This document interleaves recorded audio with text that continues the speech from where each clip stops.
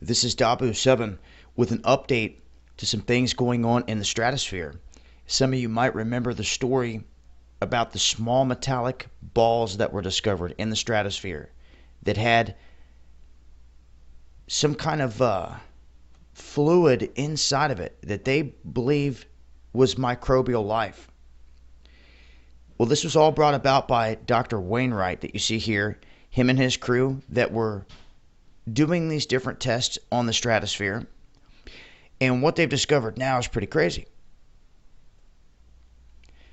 They have launched a series of magnets arranged in different ways into the stratosphere.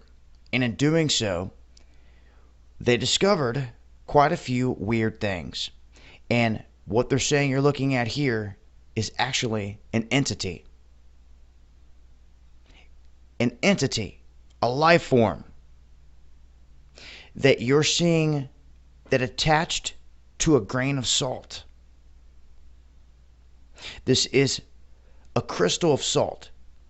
And then out of nowhere, this horned creature erupts from one surface, and they captured it.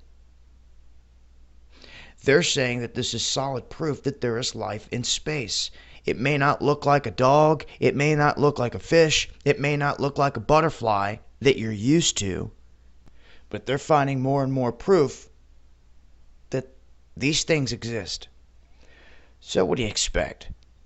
Mainstream media, Harvard, Yale, all these other places come out like, oh no, it's whatever. But they're going to give you no proof. I want you to remember that. When they challenge what Wainwright and his crew are putting out there, they come back with no proof. Zero.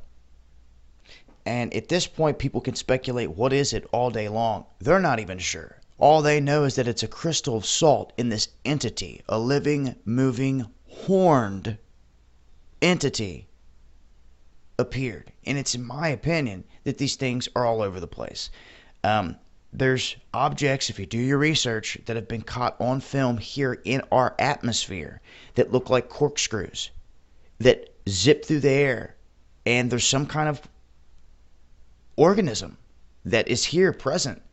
And just because the sheep don't know about it, or National Discovery or National Geographic hasn't shown you it, that doesn't mean that it doesn't exist. It's time people start to realize you're being lied to on so many levels. And if you ever want to get the truth, you're going to have to reach out and seek it.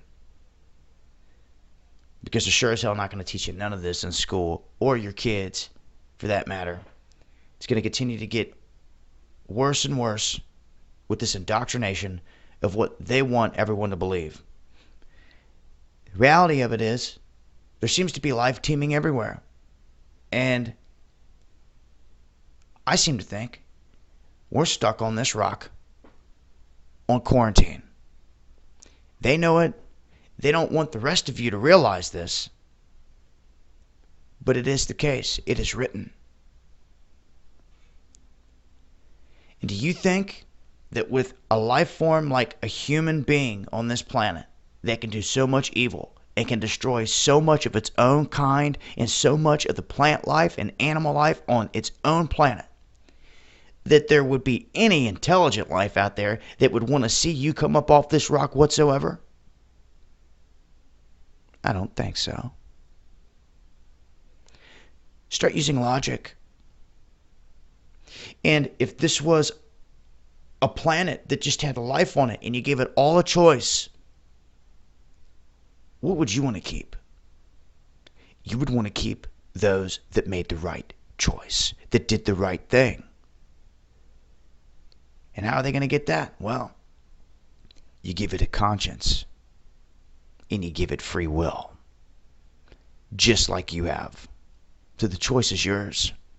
What you do with it is truly on you, and it makes every bit of difference if you're going to make it up off this rock, or you can stay grounded down right where they want you, right here, where they can just keep on churning you back up and through.